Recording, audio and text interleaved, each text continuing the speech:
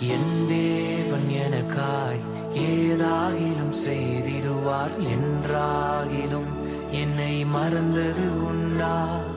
என் தேவன் எனக்காய் ஏதாகிலும் செய்திடுவார் என்றாகிலும் என்னை மறந்தது உண்டா?